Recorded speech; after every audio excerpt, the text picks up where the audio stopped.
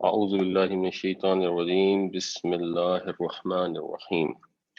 ان الذین کفروا، بے شک وہ لوگ جنہوں نے کفر کیا۔ کس چیز سے کفر کیا؟ بی آیاتنا، ہماری آیتوں سے، ہماری نشانیوں سے، ہماری آیتوں کا جنہوں نے انکار کیا۔ سوف نصلیہم نارا، یہ سین اور سوفا یہ مضارع کو مستقبل کے ساتھ مخصوص کر دیتے ہیں۔ ویسے تو مضارع میں حال بھی پایا جاتا ہے، مستقبل بھی پایا جاتا ہے، پریزنٹ بھی ہوتا ہے اور فیوچر بھی، لیکن جب سین یا سوفا آتا ہے تو پھر وہ فیوچر کے ساتھ مخصوص کر دیتا ہے۔ کچھ لوگ اس کا ترجمہ ان قریب بھی کر دیتے ہیں، ان قریب بھی ٹھیک ہے لیکن اس کی ضرورت نہیں ہوتی۔ مسلیہم میں ایک ورب ہوتا ہے سواد، لام اور واو سے، اس کا مطلب ہوتا ہے نماز پڑھنا، اور ایک ورب ہوتا ہے سواد، لام اور یہ سے، سلا یسلی۔ سلا یسلی کا مطلب ہوتا ہے کسی چیز کو آگ پر بھوننا، اور اسی سے ایک اور ورب ہوتا ہے، وہ ہوتا ہے سلیا یسلی، اس کا مطلب ہوتا ہے سلیا یسلا کا آگ میں گرنا، پھر اس سے جو باب افعال بنتا ہے وہ بنے گا آگ میں گرانا، کسی کو آگ میں داخل کرنا۔ تو سوف نصلیہم، ہم ان کو داخل کریں گے، نارن آگ میں، کلما، جب جب، لما ہوتا ہے جب اور کلما ہوتا ہے جب جب، نزیجت، نزیجت جو ہے اس کا اردو میں جو لفظ استعمال ہوتا ہے وہ ہوتا ہے کسی چیز کا پکنا، جیسے پھل کچا ہوتا ہے اور پھل پکا ہوا ہوتا ہے، وہ پکنا ایک فرق مفہوم ہوتا ہے، ایک گوشت کا پکنا وہ فرق مفہوم ہوتا ہے، اور ایک ہوتا ہے کسی زخم کا، پھوڑے پھنسی کا پک جانا، جیسے ہم کہتے ہیں کہ جی اس کا منہ پکا ہوا ہے، یعنی اس کے منہ پہ چھالے نکلے ہوئے ہیں یا سویلنگ ہوئی ہوئی ہے۔ تو یہ تینوں معنوں میں لفظ اردو میں پکنا استعمال ہوتا ہے، اور عربی میں بھی انہی تینوں معنوں میں یہ لفظ نزیجت، نزیجہ استعمال ہوتا ہے، یندجو۔ تو جب پک جائیں گی، یعنی جیسے گوشت پک جاتا ہے یا جسم کے کھال پر کوئی زخم پک جاتا ہے، جلودہم، جلد کی جمع ہے جلود، ان کی کھالیں، جب پک جائیں گی ان کی کھالیں، بدلناہم، تو ہم بدل دیں گے، یعنی یہ جب جب آیا تو یہاں پہ تو انڈرسٹوڈ ہے، جب جب ان کی کھالیں پک جائیں گی تو بدل دیں گے ہم ان کو، ہم ان کو بدل دیں گے جلودن، ان کی جلدیں، ان کی انڈرسٹوڈ ہے، تو ہم بدل دیں گے ان کے لیے کھالیں، غیرہا، غیرہا میں جو یہ ہا ہے یہ ادھر جا رہی ہے، یعنی ان کی کھالوں کے علاوہ، مطلب یہ کہ ہم ان کی کھالیں ریپلیس کر دیں گے۔ جب ان کی کھال جلنے کی وجہ سے آگ کے اندر سوختہ ہو جائے گی، جھلس کر ختم ہو جائے گی، بالکل پک جائے گی، تو ہم اس کو ریپلیس کر دیں گے۔ کیوں ریپلیس کر دیں گے؟ لیذوقوا العذاب، ذاقہ یذوقو، چکھنا، تاکہ وہ چکھ سکیں عذاب کو، تاکہ وہ مزہ چکھیں عذاب کا، اچھی طرح سے عذاب کا مزہ چکھ سکیں۔ یہ وجہ بتائی جا رہی ہے کہ ہم ان کی کھالیں بدل دیں گے دوسری کھالوں سے اگر ان کی پہلے والی کھال جو ہے یہ پک جائے گی، اور وجہ یہ اس لیے ہے کہ ہماری جو کھال کا سسٹم ہے جو اللہ تعالیٰ نے تخلیق فرمایا ہے، اس کے اندر سسٹم یہ ہے کہ اگر آپ نوٹس کریں، اور یہ پہلے نہیں پتا تھا لوگوں کو، اور 1400 سال پہلے تو بالکل بھی نہیں پتا تھا، کہ جب آپ جا کر انجیکشن لگواتے ہیں یا بلڈ دینے جاتے ہیں تو وہ سوئی آپ کے جسم میں داخل کرتے ہیں، تو پرانے زمانے میں لوگوں کا خیال یہ تھا کہ انسان کے جسم میں تمام آرگنز جو ہیں نا وہ پین فیل کرتے ہیں، لیکن اب ہمیں معلوم ہے کہ جب سوئی اندر جاتی ہے تو جس وقت وہ کھال کو پرک کرتی ہے اس وقت درد ہوتی ہے، اور کھال کے لیکن اس کے بعد جیسے جیسے وہ گوشت کے اندر داخل ہوتی چلی جاتی ہے انسان کو پین فیل نہیں ہوتی. یعنی جو اصل سینسری جو نروز ہیں وہ بالکل کھال کے نیچے نا ان کا ایک جال بنا ہوتا ہے جس کے اندر مختلف قسم کی نروز ہوتی ہیں جو ٹچ کو بھی فیل کرتی ہیں، پین کو بھی فیل کرتی ہیں، ہیٹ کو بھی فیل کرتی ہیں. اور جب اللہ نہ کرے کسی کو یہ برن کا معاملہ ہوتا ہے تو اگر ایسی سٹیج آئے جس میں اوپر کی کھال ساری جل جائے تو پین ختم ہو جاتی ہے. وہ عام طور پہ آدمی اس سچویشن میں پھر زندہ بچتا نہیں ہے، لیکن اب سائنس نے تحقیق کر کے یہ پتہ لگ گیا کہ ہاں جی ایسی سچویشن کے اندر اگر کھال بالکل جل جائے گی تو پین نہیں ہوگی. تو اللہ تعالیٰ نے یہ 1400-1500 سال پہلے بیان فرمایا کہ ہم ان کی کھالیں بدل دیں گے جب وہ پک جائیں گی، پک کے گل جائیں گی، ہم ان کی کھالیں بدل دیں گے تاکہ وہ پین فیل کر سکیں، تاکہ وہ سزاب کا مزہ چکھیں. اور ایک دفعہ نہیں بدلیں گے، جب جب وہ چینج کرنے کی ضرورت ہوگی ہم چینج کرتے رہیں گے. یہ چیز آپ نے شاید دیکھو ایک ٹی وی پہ پروگرام آتا تھا ہم جب چھوٹے تھے، انہ الحق، اس میں انہوں نے ایک یہ تھائی سائنٹسٹ ہے تیجاتا تاجاسن، اس کو جب انہوں نے یہ ساری ڈیٹیل بیان کی تو اس نے اس پہ غور کیا، اور وہ اناٹومی کا پروفیسر تھا. تو اس آیت پہ غور کر کے وہ اس نتیجے پہ پہنچا کہ یہ چیز اگر 1500 سال پہلے یا اس وقت کے لحاظ سے 1400 سال پہلے اگر بتا دی گئی ہے اور اس طریقے سے بیان کی گئی ہے تو یہ ممکن ہی نہیں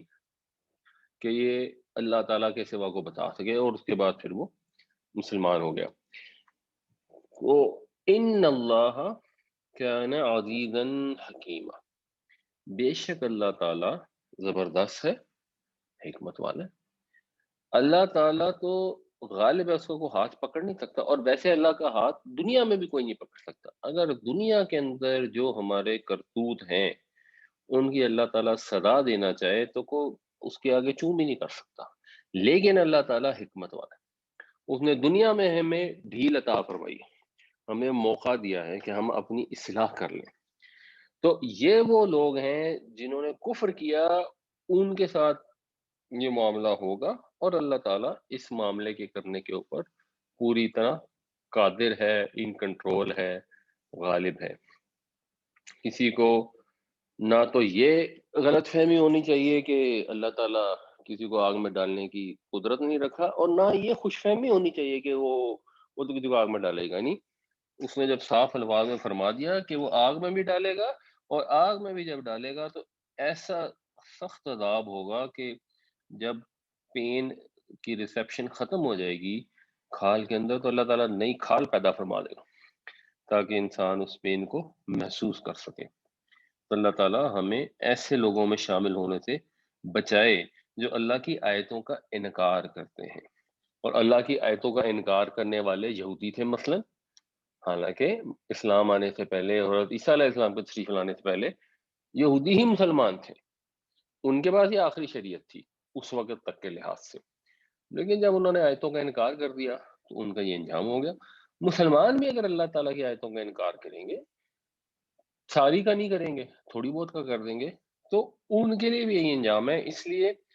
اللہ سے دعا کرنی چاہیے کہ ہمیں توفیق عطا فرمائے کہ اللہ تعالیٰ نے جو بھی احکامات دیے ہیں، ہم میں کمیاں، کوتاہیاں، خامیاں، سستی ہر انسان میں ہوتی ہے، تو اللہ سے معافی بھی مانگتے رہنا چاہیے اور اللہ سے توفیق بھی مانگنی چاہیے. اس کے اوپر پکے نہیں ہو جانا چاہیے، ڈھیڑ نہیں بن جانا چاہیے کہ بس جی میرے سے تو نہیں ہوتا، ہاں جی بات تو صحیح ہے لیکن بس اب مجھ سے نہیں ہوتا، میں تو نہیں کر سکتا، اتنا بھی میں مومن نہیں ہوں. جتنے بھی مومن ہیں دعا کرے اللہ تعالیٰ ایمان میں مزید اضافہ فرمائے اور اس انجام سے بچائے. ان الذين كفروا بآياتنا سوف نصليهم نارا كلما نضجت جلودهم بدلناهم جلودا غيرها. لیذوقوا العذاب ان اللہ کان عزیزا حکیما، بے شک وہ لوگ جنہوں نے انکار کیا ہماری آیتوں کا، ہم انہیں داخل کریں گے آگ میں، جب جب پک جائیں گی ان کی کھالیں، ہم ان کو دوسری کھالیں بدل دیں گے تاکہ وہ چکھ سکیں عذاب کا مزہ، بے شک اللہ تعالی عزیز ہے، حکیم ہے۔ والذین آمنوا وعملوا الصالحات، اور وہ لوگ جو ایمان لائے اور عمل کیے نیک، یہ صالحات جو ہے یہ اس کا مطلب ہے ٹھیک ٹھیک عمل، نیک عمل، اور عملو فعل ہے، الصالحات اس کا مفعول ہے، اور یہ نسب میں ہے، یعنی اس کی رفع ہوتی ہے الصالحات، اور نسب اور جر دونوں ہوتے ہیں الصالحاتی، اور عمل کیے صالح۔ اور غور کریں تو صرف ایمان کے اوپر بات ختم نہیں ہوتی، اور آلموسٹ ایک آدھ جگہ وہ انڈرسٹوڈ ہے، ادروائز جہاں پہ بھی یہ ذکر ہوا ہے وہاں پہ عمل الصالحات کا ذکر ضرور ہوا ہے، اکیلے ایمان کے اوپر کہیں پہ بھی بات مکمل نہیں ہوئی۔ یہ خوش فہمی کہ ہم تو نبی کریم صلی اللہ علیہ وسلم کی امت میں سے ہیں، ہم تو کلمہ پڑے ہوئے ہیں تو ہمیں تو نبی بچا لیں گے، یا مسلمانوں کا کوئی اسپیشل سٹیٹس ہے، وہ چاہے عملاً اللہ کی آیتوں کا انکار کرتے رہیں ان کو تو پھر بھی جنت میں ہی جانا ہے۔ نہیں، قرآن شریف اگر آپ پڑھیں، غور کریں، سمجھیں، تو آپ کو یہ بالکل پتہ ہونا چاہیے کہ اللہ تعالیٰ جب بھی جنت کی بات کرتے ہیں تو ساتھ تقریباً جب بھی بات کی گئی ہے وہاں پہ نیک اعمال کا ذکر آیا ہے۔ سندخلہم، دخلا وہ داخل ہوا، ادخلا اس نے داخل کیا، یدخلو وہ داخل کرتا ہے، ندخلو ہم داخل کرتے ہیں یا ہم داخل کریں گے، سندخلو اس میں پھر ہم داخل کرتے ہیں کا مطلب ختم ہو جائے گا، صرف وہ رہ جائے گا ہم داخل کریں گے ہم ان کو، جنات تجری، یہ جنات بھی صالحات کی طرح ہے، یہ بھی نسب میں ہے، ہم ان کو داخل کریں گے باغوں میں، تجری من تحتها الانہار، بہتے ہیں ان کے نیچے سے نہریں، تو ہم انہیں ایسے باغوں میں داخل کریں گے جن کے نیچے سے نہریں بہتی ہوں گی، مطلب جو باغ کے ساتھ ساتھ نہر جا رہی ہوگی، جس کی وجہ سے اس باغ کا جو ماحول ہے، جو اس کا پھل ہے، وہ سب بہت اعلیٰ ہوگا، جو ایک انسان امیجن کر سکتا ہے اچھا باغ دنیا کے لحاظ سے، وہ اللہ تعالیٰ نے ہمیں بیان فرما دیا ہے، اصل اس کی حقیقت کو ہم سمجھ نہیں سکتے۔ خالدینہ یہ نسب میں ہے، خالدونہ رفع، خالدینہ نسب، اور جر بھی خالدینہ ہوتی ہے، تو یہ حال ہونے کی وجہ نسب میں ہے، یعنی وہ اس حال میں ہوں گے، ہم ان کو داخل کریں گے اس حال میں کہ وہ ہمیشہ رہنے والے ہوں، خالد ہمیشہ رہنے والا، فیہا ان میں، یہ ہا جو ہے یہ جنات کی طرح ہے کہ ان باغوں میں ہمیشہ ہمیشہ رہیں گے، ابدا پھر دوبارہ ہمیشہ آ گیا کہ ایسے باغوں میں داخل کریں گے جن کے نیچے نہریں بہتی ہوں گی، اور اب وہ ہمیشہ ادھر ہی رہیں گے، لہم فیہا ان کے لیے ہوں گی، فیہا ان میں، یہ اگین ان باغوں میں، ازواج مطہرہ،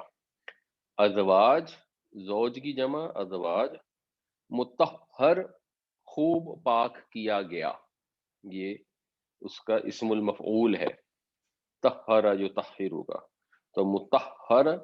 خوب پاک کیا گیا، مطہرتن مؤنث، ازواج کیونکہ ٹوٹی پھوٹی جمع ہے تو اس کے ساتھ مؤنث واحد کا صیغہ آتا ہے، بعض اوقات اس کے ساتھ پلورل بھی آ سکتا ہے، اس کی بھی گنجائش ہے، لیکن واحد آتا ہے تو اس کو کفایت کرتا ہے، تو ان کے لیے ہوں گی ان میں پاکیزہ بیویاں، اگر یہاں والی بیویاں نیک ہوں گی تو وہی وہاں پہ پاک صاف کر کے جنت میں مل جائیں گی، ادروائز ان کے علاوہ مل جائیں گی، وَنُدْخِلُهُمْ اور ہم داخل کریں گے ان کو، یہ وہی یہاں بھی ندخلوہم ہے، یہ بھی ندخلوہم، وندخلوہم ذلن، سائے میں۔ ذل کا مطلب ہوتا ہے سایہ، چھاؤں، جیسے ذل الہی کہا جاتا تھا بادشاہوں کو، یہ بادشاہ جو ہے یہ اللہ کا سایہ ہے دنیا والوں کے اوپر۔ تو اور ہم داخل کریں گے ان کو سائے میں، ذلیلن، یہ جیسے رحیم ہوتا ہے نا فائل کے وزن پر، تو اس میں فائل میں دوام پایا جاتا ہے، ہمیشہ ایسا سایہ جو ہمیشہ رہے۔ تو ذل سایہ، ذلیل ہمیشہ رہنے والا سایہ، ہم ان کو ہمیشگی کے سایوں میں داخل کریں گے، ہم ان کو گھنی چھاؤں میں رکھیں گے ہمیشہ۔ یہ ملے گا انعام ان لوگوں کو جنہوں نے کیا کیا، ایمان لائے اور نیک عمل کیے۔ بڑا مشکل کام ہے نیک عمل کرنا، لیکن جب اس انعام کو دیکھا جائے اور ادھر سے عذاب کو دیکھا جائے تو ایکچولی اتنا مشکل نہیں ہے، صرف اپنے آپ کو ٹرین کرنے کی ضرورت ہے اور تھوڑا فوکس کرنے کی ضرورت ہے۔ والذین آمنوا وعملوا الصالحات سندخلهم جنات تجری من تحتها الانہار خالدین فیہا ابدا لہم فیہا ازواج مطہرہ وندخلهم ذلا ذلیلا۔ اور وہ لوگ جو ایمان لائے اور نیک عمل کرتے رہے، ٹھیک ٹھیک عمل کرتے رہے، ہم ان کو داخل کریں گے ایسے باغوں میں جن کے نیچے بہتی ہیں نہریں، وہ ہمیشہ ہمیشہ ان میں رہیں گے، ان کے لیے ہوں گی ان باغوں میں نیک بیویاں، اور ہم داخل کریں گے ان کو گھنی چھاؤں میں، اور ہم رکھیں گے ان کو گھنی چھاؤں میں۔ ان اللہ یأمرکم، بے شک اللہ تعالی حکم دیتا ہے تم کو، ان کے،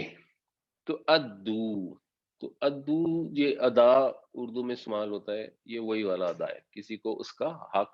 ادا کرنا۔ تو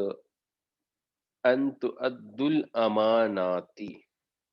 کہ تم لوٹاؤ امانتیں، ادا کرو امانتیں، الی اہلیہا، ان کے اہل لوگوں کو، یعنی اردو میں بھی ہم ایک اہل و عیال استعمال کرتے ہیں جس کا مطلب ہوتا ہے خاندان، اور ایک ہم اہل استعمال کرتے ہیں کہ فلاں اس چیز کا اہل ہے، تو ان کے اہل لوگوں کو امانتیں لوٹاؤ، یعنی جن کا وہ حق بنتا ہے، حقداروں کو امانتیں ادا کرو۔ اگر آپ کے پاس کوئی امانت ہے تو وہ آپ اس کے حقدار کو دیں، وہ کسی کو بانٹ نہ دیں ریوڑی کی طرح۔ اور امانت کا مطلب کیا ہے؟ بنیادی طور پہ اس کانٹیکس میں امانت کا مطلب ہے وہ تمام حقوق جو آپ کے ذمے ہیں، انفرادی نوعیت کے ہوں یا اجتماعی نوعیت کے ہوں، مالی معاملات کے ہوں یا معاہدے کے ہوں یا فیملی کے ہوں یا کوئی سیاست کے ریلیٹڈ ہوں، جو بھی حقوق ہیں وہ سب اس امانت کے مفہوم میں داخل ہیں۔ اور ان میں سے جو سب سے امپورٹنٹ حق ہے جو اللہ کی طرف سے دیا گیا ہے وہ ہے اقتدار کا حق۔ تو جیسے ہم نے مثلاً اگر ووٹ دینا ہے، اگر کسی کو اپوائنٹ کرنا ہے تو اس شخص کو اس عہدے پہ اپوائنٹ کیا جائے جو اس کا اہل ہو۔ کہتے ہیں ایک دفعہ ایک بڑے جلیل القدر صحابی تھے،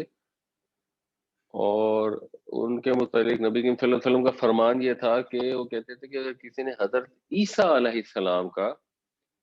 زہد دیکھنا ہو تو وہ ان صحابی کو دیکھ لے، غالباً حضرت ابو ذر غفاری تھے۔ تو ایک دفعہ انہوں نے حضور سے عرض کی کہ آپ سب کو ذمہ داریاں دے رہے ہیں تو مجھے بھی کہیں کی ذمہ داری دے دیں، کہیں پہ والی بنا دیں۔ تو نبی کریم صلی اللہ علیہ وسلم نے فرمایا کہ نہیں، اب آپ کی عمر زیادہ ہو گئی ہے، آپ اس کے اہل نہیں۔ تو نیک ہونا، بہت زیادہ نیک ہونا، یہ ایک علیحدہ چیز ہے، اور صلاحیت ہونا یہ ایک علیحدہ چیز ہے۔ جو ہم نے وہ طالوت والا واقعہ پڑھا تھا تو اس کے اندر بھی لوگوں نے کہا جی اس پر تو پیسے ہی نہیں ہے، یہ تو غریب ہے، ہم زیادہ حقدار ہیں. تو ان کے نبی جو اس وقت کے تھے علیہ السلام، انہوں نے ان کو بتایا کہ اللہ تعالیٰ نے اس کو زیادہ کیا ہے جسم اور علم میں، یعنی فزیکلی بھی اسٹرانگ تھے اور نالج بھی تھی ان کے پاس. تو جو بھی انسان کے اختیار میں ہو، جہاں پہ بھی اس کی اتھارٹی ہو، اگر اس نے کسی کو مقرر کرنا ہے یا اس کے لیے رائے دینی ہے، تو ہمیشہ رائے اس کے حق میں دی جائے جو اس کا اہل ہے. اور یہ یہاں بنیادی طور پہ اقتدار کیوں مراد ہے، وہ آگے والے الفاظ سے واضح ہو رہا ہے. تو اس کے اندر یہ اس وجہ سے ووٹ دے دینا کہ یہ ہماری برادری کا ہے، اس وجہ سے ووٹ دے دینا کہ اس نے ہمارے کام کرائے تھے، چاہے آپ نے چیمبر میں ووٹ دینا ہے، چاہے آپ نے سیاست کا ووٹ دینا ہے، حکومت کے لیے ووٹ دینا ہے، کونسلر کو ووٹ دینا ہے، یہ اللہ تعالیٰ کا حکم ہے. بے شک اللہ نے تمہیں حکم دیا ہے کہ تم امانتوں کو ادا کرو ان کے حقداروں کو. چاہے آپ کہیں سرکاری دفتر میں ہیں یا آپ کی کمپنی میں آپ کو اتھارٹی حاصل ہے اور آپ نے کسی کو کسی چیز کے لیے اپوائنٹ کرنا ہے یا کسی کو ریوارڈ دینا ہے، تو اس کو دیں جو اس کا حقدار ہے. وَإِذَا حَكَمْتُمْ بَيْنَ النَّاسِ، اور جب تم فیصلہ کرو لوگوں کے درمیان، یعنی یہ آگے اللہ کا حکم جاری ہے. اللہ نے حکم دیا ان تؤدوا اور ان تحکموا. تو جب فیصلہ کرو لوگوں کے درمیان، تو یہ اللہ نے حکم دیا ہے کہ فیصلہ کرو عدل کے ساتھ. یہ اس کی اگر ہم ایک نظر دیکھ لینا گردان آسانی کے لیے، حکمہ اس نے فیصلہ کیا، حکم ان سب نے فیصلہ کیا، حکم تا تو نے فیصلہ کیا، حکم تم سب نے فیصلہ کیا. یہ تو ہو گیا ماضی. اب پیچھے آیا اذا. یہ اذا ہوتا ہے شرطیہ. تو شرط کی وجہ سے یہ اس کا ترجمہ ہم کریں گے حال میں. جب تم فیصلہ کرتے ہو، جب تم فیصلہ کرو. اور اس کے بعد اذا کے بعد پھر اس کا جو جواب شرط آ رہا ہے وہ خیر ان کے ذریعے آ رہا ہے، اور اس میں پھر مضارع ہی استعمال ہو رہا ہے. یحکم وہ فیصلہ کرتا ہے، یحکمون وہ سب فیصلہ کرتے ہیں، تحکم تو فیصلہ کرتا ہے، تحکمون تم سب فیصلہ کرتے ہو. آنے لگا تو اس کی جو نون ہے وہ ختم ہو گئی. ان تحکموا بالعدل. تو اللہ نے یہ حکم دیا ہے کہ جب تم فیصلہ کرو تو تم فیصلہ کرو عدل کے ساتھ. یعنی جب تمہیں حکومت دی جائے، کیونکہ پیچھے یہ بات گزر چکی ہے کہ اب تمہیں کتاب دی جا رہی ہے تو حکومت بھی دی جا رہی ہے. تو کتاب کی ذریعہ سے شریعت کے بھی حقوق ہیں. جو لوگ عالم ہوں گے ان کے اوپر یہ حق ہے اللہ کی طرف سے کہ انہوں نے صحیح صحیح فیصلہ کرنا ہے دین کے معاملے میں رائے دینے کے لیے. اور جن کو اقتدار دیا جائے گا ان کے اوپر بھی یہ اللہ کی طرف سے حکم دیا گیا ہے کہ انہوں نے لوگوں کے درمیان عدل کے ساتھ فیصلہ کرنا ہے. نا انصافی سے کام نہیں لینا، چاہے اپنے دشمن کے متعلق بھی انہوں نے کوئی ایسی سچویشن ہو جہاں پہ رائے دینی ہو، فیصلہ کرنا ہو. اگر ہم مثال کے طور پر کہتے ہیں کہ یہ جو عیسائی اور یہودی ہیں یہ سارے کے سارے مسلمانوں کے خلاف سازشیں کر رہے ہیں، تو یہ ایک حق سے ہٹ کر بات ہے، عدل سے ہٹی ہوئی بات. سارے کے سارے تو نہیں کر رہے، ہاں ہو سکتا ہے ان کی حکومتیں کر رہی ہوں یا کچھ لوگ کر رہے ہیں، اور ہو سکتا ہے نہ بھی کر رہے ہوں. ہو سکتا ہے ان کو اتنی ہم میں دلچسپی نہ ہو کہ ہمارے خلاف وہ سازشیں کرتے رہے، ہم خود ہی گھر بیٹھے کچھ شمع میں مبتلا ہو. لیکن ہم جو بات بھی بیان کریں، جو رائے بھی دیں، جو لوگوں کو پروپیگیٹ کریں، اس کے اندر عدل جو ہے وہ ملحوظ خاطر ہونا چاہیے. اس میں کسی قوم کی دشمنی ہمیں اس چیز پر مجبور نہ کرے کہ ہم انصاف کے راستے سے ہٹ جائیں. ان اللہ نعم ما یعظکم بہ. ان اللہ بے شک اللہ تعالی. اور یہ بھی آپ نوٹ کریں ان کے بعد جو اسم آتا ہے اس کے اوپر نصب ہوتی ہے. نعمہ جو ہے اس کا مطلب ہے، اس کو کہتے ہیں مدح کا اسم. اس میں مدح جیسے ہوتا ہے ما احسنا، جو ایک وہ قصیدہ میں نا ما احسن کا ما اجمل کا، کتنے خوبصورت ہیں آپ، کتنے اچھے ہیں آپ، کتنے حسین ہیں آپ. اسی طرح نعمہ کتنا اچھا ہے. کیا اچھا ہے؟ یعیذکم بھی، یعیذکم جو ہے یہ وعد یعیذو، وعد یعیذو، جو نصیحت کرتا ہے تم کو اللہ بھی، جس کی، یعنی اللہ تعالیٰ نے کیا خوب نصیحت کی ہے تمہیں، کتنی خوب بات ہے جس کی اللہ تعالیٰ نے تمہیں نصیحت کی ہے، یہ چیز کہ جب بھی لوگوں میں فیصلہ کرو انصاف کے ساتھ فیصلہ کرو، ان اللہ کانا سمیعا بصیرا، اوریجنلی، یعنی اوریجنلی تو نہیں کہنا چاہیے لیکن جو بیسک سینٹینس ہے وہ بنتا ہے اللہ سمیع، اللہ تعالیٰ سننے والا ہے، اس میں انا داخل ہوا تو یہ پھر انا کا جو مبتدا ہوتا ہے یا جو انا کا اسم ہوتا ہے اس پہ نصب آ جاتی ہے، اور کانا بھی داخل ہو گیا، اور کانا کی جو خبر ہے اس پہ نصب آ جاتی ہے، یعنی کان اللہ سمیعا، اور ان اللہ کانا سمیعا، تو یہ بھی نصب میں چلا گیا، یہ بھی نصب میں چلا گیا، بے شک اللہ تعالیٰ سننے والا ہے، دیکھنے والا ہے، اللہ تعالیٰ دیکھ رہا ہے اور سن رہا ہے، اگر تم کوئی ناانصافی کرو گے تو اللہ تعالیٰ سے تو چھپی نہیں رہ سکتی، جب وہ سن رہا ہے اور دیکھ رہا ہے اور آخرت میں ہم نے اس کے حضور پیش ہونا ہے تو وہاں پر جا کر پھر اپنی ناانصافیوں کا جواب بھی دینا پڑے گا، اور اگر کسی کو غلط فیصلہ کر کے کسی کو غلط عہدہ دیا ہوگا تو اس کا بھی جواب دینا پڑے گا، کسی کی امانت میں خیانت کی ہوگی اس کا بھی جواب دینا پڑے گا، جب بھی کسی کی امانت آپ کے پاس ہو، کسی نے پیسے رکھوائے آپ کے پاس، یا ہم بزنس کرتے ہیں، بعض اوقات ایسا ہوتا ہے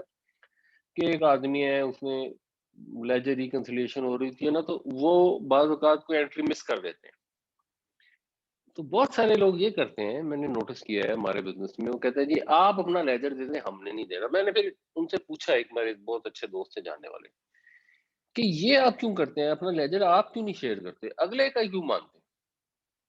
انہوں نے کہا جی یہ وہ ہمارے لوگ یہ کہتے ہیں کہ بعض اوقات اگلے نے نا کوئی چیز مس کی ہوتی ہے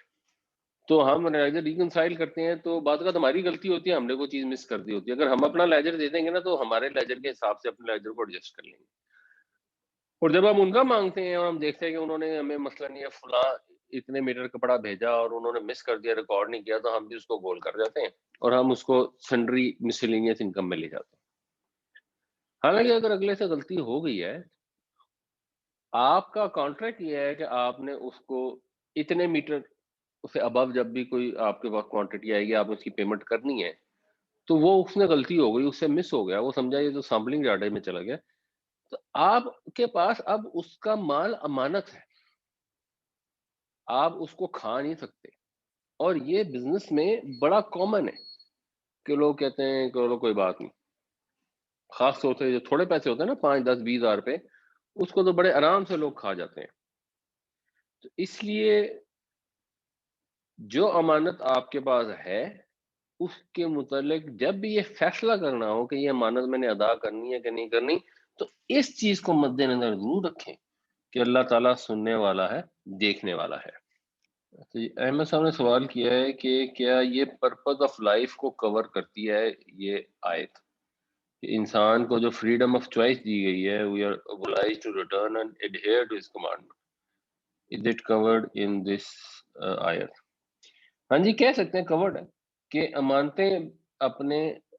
ان کو پہنچاؤ جو حقدار ہیں، باقی جو اللہ تعالیٰ کے احکامات ہیں وہ خیر باقی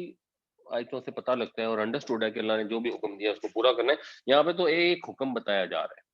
کہ جو تمہیں امانتیں ملی ہیں وہ لوگوں کو ان کے حقداروں تک پہنچاؤ۔ پرپز آف لائف کہہ سکتے ہیں، بیسیکلی اس میں پرپز ہے ایز اے سوسائٹی، کہ سوسائٹی جب فنکشن کرتی ہے تو اس کے فنکشن کرنے کے لیے یہ چیز بہت ضروری ہے کہ آپ نااہل لوگوں کو منصب نہ دیں، آپ لوگوں کے ساتھ بد دیانتی اور خیانت نہ کریں، اگر آپ خیانت کرنی شروع کر دیں یا ایسے لوگوں کو منصب پہ بٹھانا شروع کر دیں جو ان کے اہل نہیں ہیں، تو چاہے وہ کوئی کمپنی ہو، آرگنائزیشن ہو، وہ بھی تباہ ہو جائے گی، چاہے وہ کوئی حکومت ہو، سوسائٹی ہو، وہ بھی تباہ ہو جائے گی۔ جیسے ہمارے ہاں سرکاری ادارے ہیں، وہ چاہے پی آئی اے ہو گئی، اسٹیل مل ہو گئی، جب اس کے اندر نااہل لوگوں کو بھرتیاں کی جاتی ہیں اور ان کو ایسے منصب دے دیے جاتے ہیں ان کے پاس صلاحیت بھی نہیں ہوتی اور ان کا حق بھی نہیں بنتا ہوتا، تو اس کے بعد تو چیزیں تباہ ہو جاتی ہیں، اور ملک بھی ایسے ہی تباہ ہوتے ہیں۔ ملک کیونکہ ایک بہت بڑی اینٹی ہوتی ہے، تو وہ جیسے تیسے سروائیو کر جاتا ہے، پھر اگلی نسل میں آگے بہتر ہو جاتا ہے، نہیں تو اس سے اگلی نسل میں بہتر ہو جاتا ہے، لیکن اس وقت کے اندر وہ تباہ ہو جاتا ہے۔ تو جس کے پاس بھی جس نوعیت کا بھی اختیار ہو، چاہے وہ کسی پرائیویٹ یا سرکاری آرگنائزیشن میں کام کر رہا ہے، تو اس کو اس چیز کو مد نظر رکھنا چاہیے۔ ان اللہ یأمرکم ان تؤدوا الامانات الی اہلھا واذا حکمتم بین الناس ان تحکموا بالعدل ان اللہ نعم ما یعظکم بہ ان اللہ کان سمیعا بصیرا۔ بے شک اللہ تعالیٰ حکم دیتا ہے تم کو کہ امانتیں سپرد کرو ان کے حقداروں کو، اور جب فیصلہ کرو لوگوں کے درمیان تو عدل کے ساتھ فیصلہ کرو، بے شک اللہ تعالیٰ جس چیز کی تمہیں نصیحت کرتا ہے وہ بہت ہی خوب بات ہے، بے شک اللہ تعالیٰ سننے والا ہے اور دیکھنے والا ہے۔ اب جو اگلی آیت آ رہی ہے، یہ ہمارا پرپز آف لائف ہے ایکچولی، اور یہ اس کو کور کرتی ہے کہ ہم نے اللہ تعالیٰ کے احکامات کو ایڈہیر کرنا ہے۔ یا ایہا الذین آمنو، اے ایمان والو، اطیعوا اللہ، اطاعت کرو اللہ تعالیٰ کی، اے ایمان والو اللہ کی اطاعت کرو، اور اطاعت کے اندر خوشی خوشی بات ماننے کا مفہوم شامل ہوتا ہے،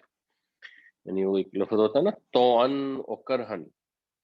تو طوعاً ہوتا ہے خوشی خوشی ماننا، اور کرہن ہوتا ہے مجبوری سے، جبر سے ماننا۔ تو خوشی خوشی مانو اللہ کی بات، اطاعت کرو اللہ کی، یہ اللہ تعالیٰ نے جو بنیادی سسٹم ہے، جب حکومت کی پچھلی آیت میں بات گزری ہے، تو جب آپ نے کوئی بھی سسٹم فالو کرنا ہے،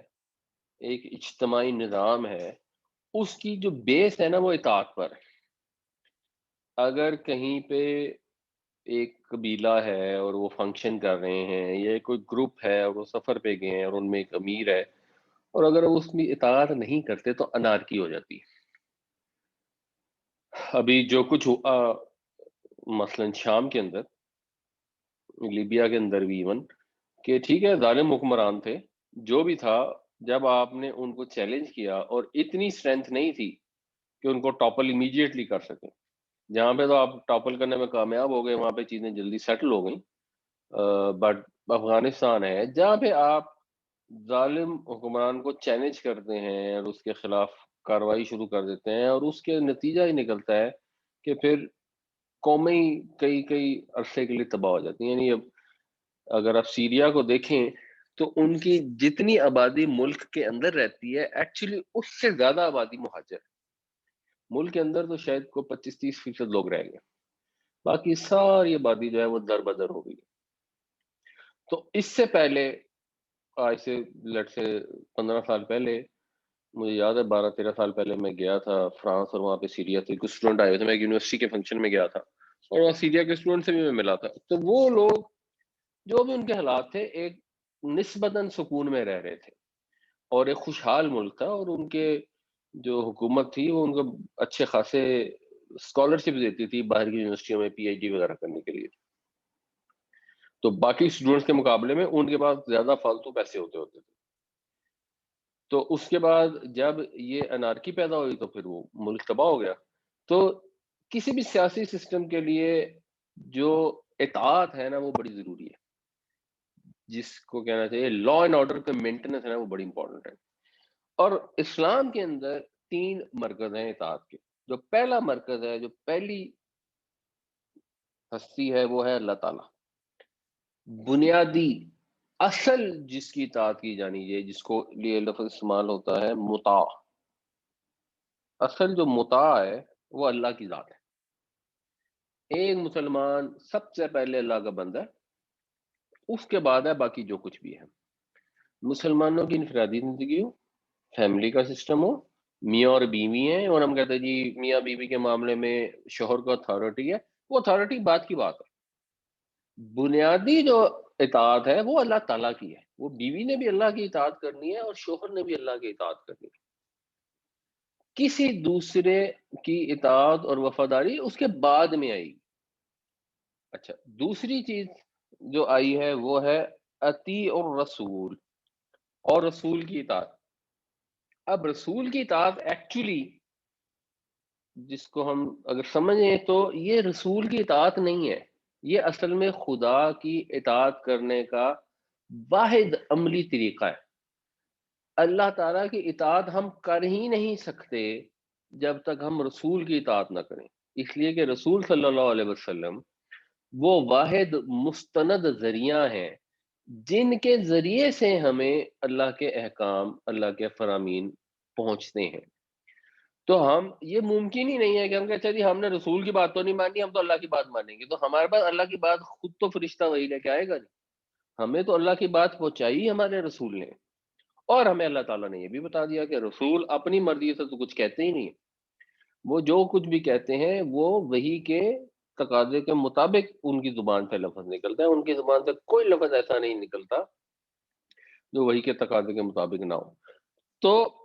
اطیع اللہ و اطیع الرسول، اللہ کی اطاعت کرو اور رسول کی اطاعت کرو۔ اور پھر تیسرا درجہ ہے، لیکن تیسرے درجے میں آپ دیکھیں تو اطیعو کا لفظ نہیں آ رہا، پہلے میں بھی اطیعو ہے، دوسرے میں اب آگے بھی ہو سکتا ہے نا، وہ اطیعو اولی الامر، نہیں وہاں صرف آیا وہ اولی الامر منکم، اولدو مطلب اس کا یہی ہے کہ اطاعت کرو رسول کی اور ان کی جو تم میں اولو الامر ہیں، جو تم میں اختیار رکھنے والے ہیں، جو تم میں کوئی اثر رسوخ رکھنے والے ہیں۔ تو ان کی کیونکہ اطاعت کنڈیشنل ہے، اس لیے اس کے ساتھ اطیعو کا لفظ نہیں آیا۔ اللہ اور رسول کی اطاعت جو ہے وہ انکنڈیشنل ہے، آدمی کے پاس یہ آپشن ہی نہیں ہے کہ مثلا نبی کریم صلی اللہ علیہ وسلم کسی کو حکم دے اور کہ جی میں نے نہیں آپ کی بات مانی، یہ آپشن ایگزسٹ نہیں کرتی، رسول کا نبی کا حکم ماننا فرض ہے۔ اور اس کانٹیکس میں ہر نبی کے پاس جو سٹیٹس ہوتا ہے اپنے ماننے والوں کے لیے، وہ بادشاہ کا بھی سٹیٹس ہوتا ہے، جس کو بعض اوقات لوگ کنفیوز کرتے ہیں بے دھیانی میں یا شاید جان بوجھ کر، جو وہ جسٹیفائی کرتے ہیں کہ جی بادشاہت تو الاؤڈ ہے اسلام میں، حضرت سلیمان علیہ السلام بھی تو بادشاہ تھے، حضرت داؤد علیہ السلام بھی تو بادشاہ تھے، حضرت سلیمان علیہ السلام، حضرت داؤد علیہ السلام انبیاء تھے، تو ان کا تو سٹیٹس ہی بادشاہ والا تھا۔ اب وہ نبی خود بادشاہ بنے، خود حکمران بنے، کسی کو اپوائنٹ کر دے، جیسے طالوت کو اپوائنٹ کیا اس وقت کے نبی نے اللہ کے حکم سے، تو وہ تو نبی کے پاس تو اللہ تعالیٰ سے ڈائریکٹ آرڈر آ رہے ہیں، اس کے ذریعے ہوگا جو بھی ہوگا، اس سے بادشاہت اسلام میں جائز نہیں ہو جاتی۔ اسلام میں تو واضح بتا دیا گیا امرہم شورا بینہم۔ تو اب جو اولو الامر ہے اس کے ساتھ لکھا گیا ہے منکم، تم میں سے جو اولو الامر ہو۔ تو ایک تو منکم کے دو معنی ہو سکتے ہیں، یعنی مثال کے طور پہ جب ہم انڈیا میں رہتے تھے تو اگر ایک ایز اے نیشن رہ رہے ہیں اور اس میں ہندو ہیں اور ہندو اکثریت میں، تو ظاہر سی بات ہے ان اے نارمل سچویشن ہندو حکومت بنے گی، تو آپ کہیں گے کہ یہ تم میں سے ہی ہیں اولو الامر، لیکن یہ ہم اس آیت کا اگلا پورشن جب پڑھیں گے تو پتہ لگے گا کہ یہ منکم سے مراد مسلمان ہی ہے، کیونکہ اگر ہندو کو آپ اس سے مراد لیں گے تو اس کے اوپر تو منکم اپلائی نہیں ہو سکتا۔ پھر سوال یہ پیدا ہوتا ہے کہ اگر آپ مسلمان ایسے ملک میں رہتے ہیں جہاں پر اولو الامر جو ہیں وہ منکم نہیں ہے، وہ عیسائی ہیں یا ہندو ہیں، تو لوگ مسلمان انڈیا میں رہتے ہیں، جیسے مسلمان یورپ میں، امریکہ میں رہتے ہیں، تو وہاں تو تم میں سے نہیں ہیں جو حکمران ہے، تو کیا ان کی اطاعت پھر نہ کی جائے؟ تو وہ اس کا مطلب نہیں ہے، یعنی اس آیت میں یہ بتایا جا رہا ہے کہ آپ نے اطاعت کرنی ہے اللہ کی لازمی ہے، آپ نے اطاعت کرنی ہے رسول کی لازمی ہے، آپ نے اطاعت کرنی ہے اپنے اولو الامر کی، یہ بھی تقریباً لازمی ہے، انلیس کہ اگر کوئی ایشو ہو تو وہ پھر آیت کے باقی پورشن میں آ رہا ہے۔ لیکن اس سے یہ گائیڈ لائن مل رہی ہے کہ جو بھی وقت کا حکمران ہے ان جنرل آپ نے سسٹم کو فالو کرنا ہے، ادروائز انارکی ہو جائے گی۔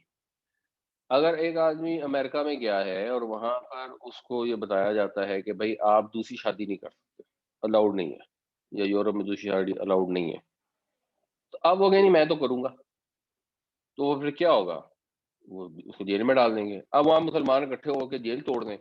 کہ جی اس نے تو اللہ کے رسول کی اطاعت کرنی ہے، اس نے آپ کی تو اطاعت نہیں کرنی ہے، آپ تو اولو الامر ہم میں سے ہیں ہی نہیں، تو وہاں فساد پیدا ہو جائے گا، اور اینڈ ریزلٹ یہ ہوگا کہ خون خرابہ ہوگا، لڑائی جھگڑا ہوگا۔ ہاں، اگر آپ ایسی جگہ پہ ہیں جہاں پہ آپ کو اپنے دین پہ عمل کرنے کا موقع نہیں مل رہا، تو آپ وہاں مت رہیں، آپ ہجرت کر دیں۔ اور وہ لوگ جو اپنے ملک چھوڑ کے وہاں جا جا کے رہ رہے ہیں، ان کو تو بالکل بھی رہنے کی ضرورت نہیں۔ اگر کسی کو بہت مجبوری ہے، اس کو یہاں پہ کھانے کو نہیں ہے اور اس کو وہاں کھانے کمانے کے لیے جانا پڑتا ہے، تو فرق بات ہے۔ کوئی اگر جانا چاہتا ہے، کوئی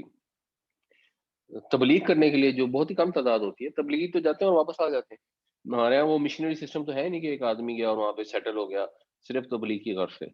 تو چلو وہ بھی ہو سکتا ہے، لیکن یہ چیز کہ ہم اپنا ملک چھوڑ کے وہاں پر چلے جائیں اور فرانس میں رہنا شروع کر دیں، جرمنی میں رہنا شروع کر دیں،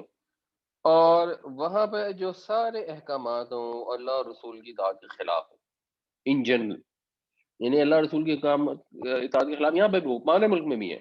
ہمارے ملک میں سود الاؤڈ ہے، یہ اللہ کے رسول کی اطاعت کے خلاف ہے، لیکن ہمارے ملک میں دو مین ڈفرنس ہیں: ایک قرارداد مقاصد کے حاکمیت اعلیٰ اللہ تعالیٰ کو تسلیم کی گئی ہماری قانون میں، دوسرے زیادہ تر چیزیں جو ہیں وہ اگر ہم کمپیریزن کریں گے تو وہ اس اخلاقی پہلو کے اندر ہیں جو اللہ رسول کا حکم۔ جرمنی فرانس میں نہیں ہے۔ اگر جرمنی فرانس میں لوگ رہتے ہیں، میرے ایک جاننے والے مجھے بتا رہے تھے، وہ ہانگ کانگ میں رہتے تھے، ان کے تو وہ بڑے ہو گئے، اور جب بڑے ہو گئے تو کہ ان کے آگے جاننے والے تھے، تو ان کی بیٹی نے کہا میں نے تو سکھ سے شادی کرنی ہے۔ اب ان کے پاس کوئی اختیار نہیں تھا اس کو اس سے روکنے کا، پاسبل نہیں۔ لوگ جاتے ہیں کینیڈا میں جا کے سیٹل ہو جاتے ہیں، آپ کینیڈا میں سیٹل ہو گئے، آپ کا بیٹا بڑا ہو گیا، وہ کہتا ہے میں نے ایک لڑکے سے شادی کرنی ہے، آپ کچھ کر نہیں سکتے۔ تو ایسے معاشروں میں جا کے لوگ رہتے ہیں، اور وہ پھر ٹھیک ہے پیسے مل جاتے ہیں زیادہ، وہ صحیح ہے بات، لیکن جو اس کی جو کانسیکوینسز ہوتے ہیں نا، ان کو بھی ذہن میں رکھنا چاہیے۔ تو جب اللہ تعالیٰ نے ہمیں موقع عطا کیا ہے کہ ہم ایسے ملک میں رہ سکتے ہیں، پہلے ایک لوگوں کا پلی تھی کہ یہاں بڑی دہشت گردی ہے، یہاں بہت جان کا خطرہ ہے وغیرہ، اب الٹ ہو گئے، ہمارے ملک میں دہشت گردی ایکچولی کم ہو گئی ہے،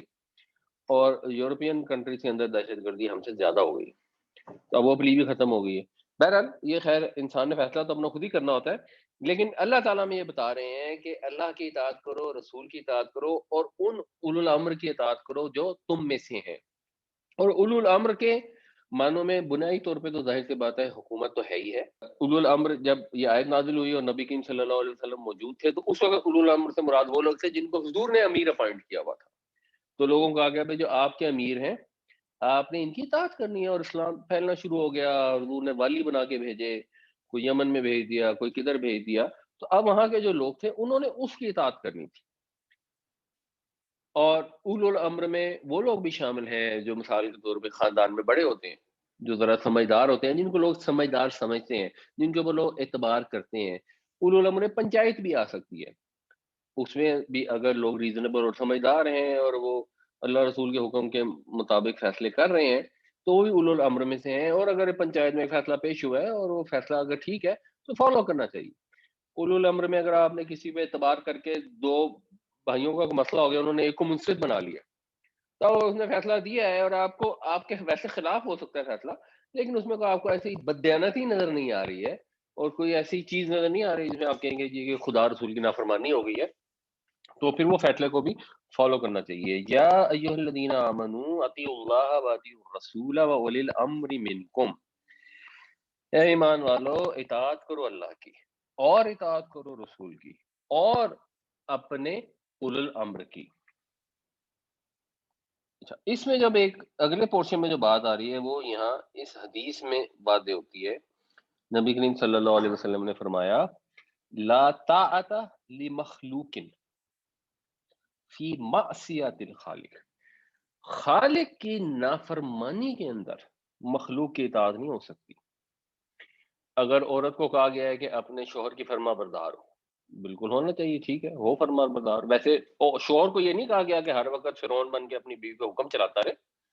لیکن بہرحال اگر کوئی شوہر فرعون بن ہی گیا ہے تو عورت کو یہ کہا گیا کہ تم فرما برداری کر لو. اب وہ شوہر کہے کہ جی تم ایسے کرو کہ پردہ نہ کرو، تم ایسے کرو کہ نماز پڑھنے کی ضرورت نہیں ہے، تم ایسے کرو کہ ابھی بچوں کو قرآن نہ پڑھاؤ،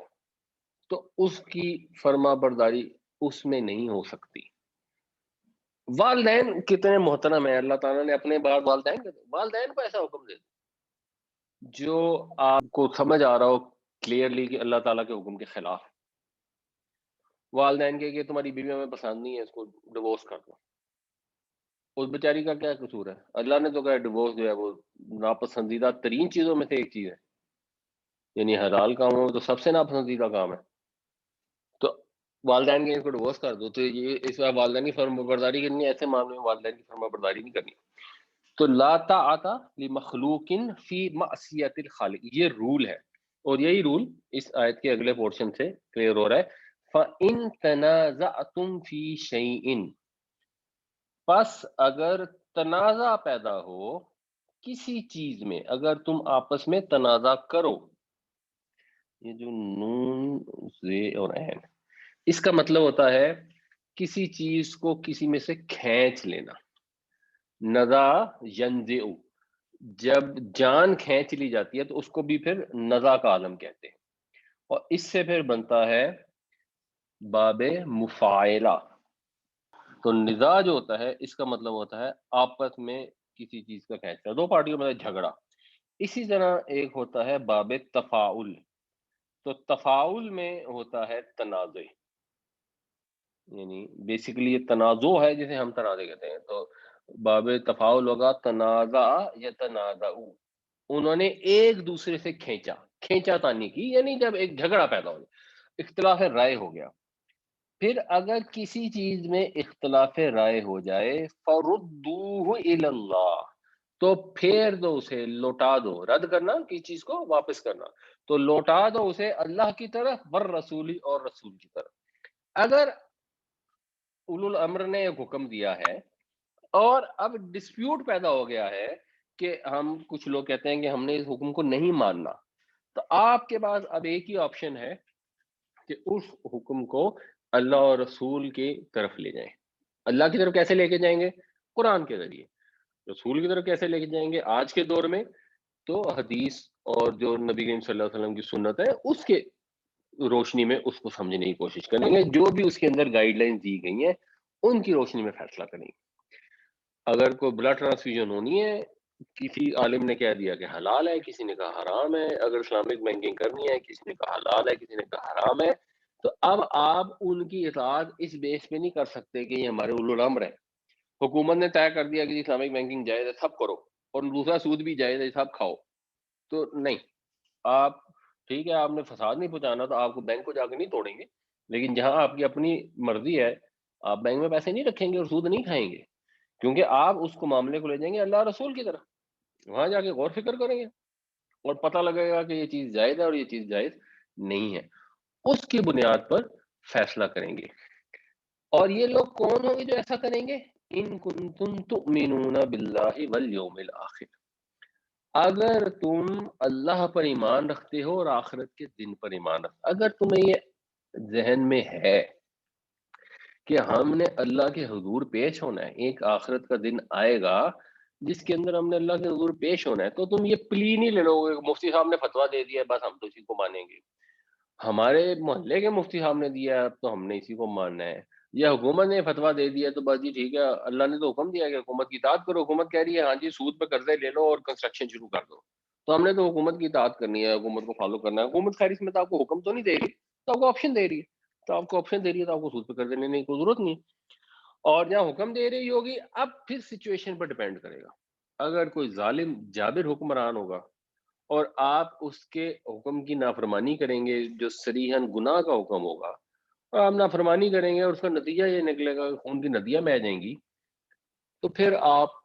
حکمت کے تحت سچویشن کے لحاظ سے فیصلہ کریں گے. پھر فیصلہ اس بیسس پہ ہوتا ہے کہ کیا مسلمانوں میں جو صحیح رائے رکھنے والے مسلمان ہیں ان میں اتنی اسٹرینتھ ہے کہ اس حکومت کا مقابلہ کر سکیں یا اس کو ٹاپل کر سکیں. تو جیسے ہندوستان کے اندر انگریز کی حکومت تھی، اب وہ حکومت تو غاصبانہ قبضہ تھا، یا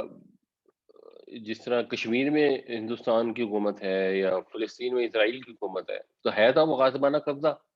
اب آپ نے اس کے خلاف جنگ لڑنی ہے، سیاسی جنگ لڑنی ہے، اسلحے کی جنگ لڑنی ہے. اب یہ پھر سچویشن کے حساب سے فیصلہ ہوگا. یہ آیت اس میں آپ کو نہیں کہہ رہی کہ اگر وہ جھگڑا ہو جائے اور اختلاف پیدا ہو جائے تو ضرور آپ بس اٹھ کھڑے اور اس کے ساتھ جنگ شروع کر دیں. اور ان ملکوں میں جہاں پہ ویسے ہی ان لوگوں کی اکثریت ہے، امریکہ یورپ کے اندر، اور وہاں پہ اللہ رسول کا حکم نہیں مانا جاتا اور مسلمان اقلیت میں ہیں اور 2% اور 4% یا 5% ہے،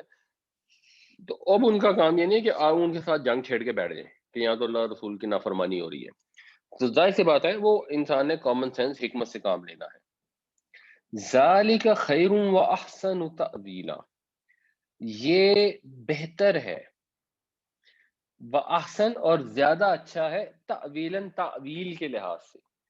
تعویل جو ہے یہ ہوتا ہے الف واو لام، اس کا مطلب ہوتا ہے کسی چیز کا انجام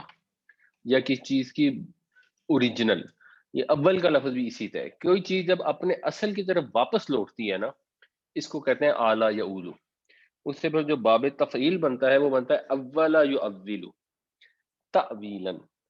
تو کسی چیز کو اس کی اصل کی طرف لوٹانا، جب وہ لوٹتی ہے تو اعلیٰ یا اولو، جب لوٹانا اس کے اصل کی طرف، اس کے لیے آتا ہے باب تفعیل اولا یؤولو تعویلا. تو پھر جب مثلا خواب کی تعبیر کی جاتی ہے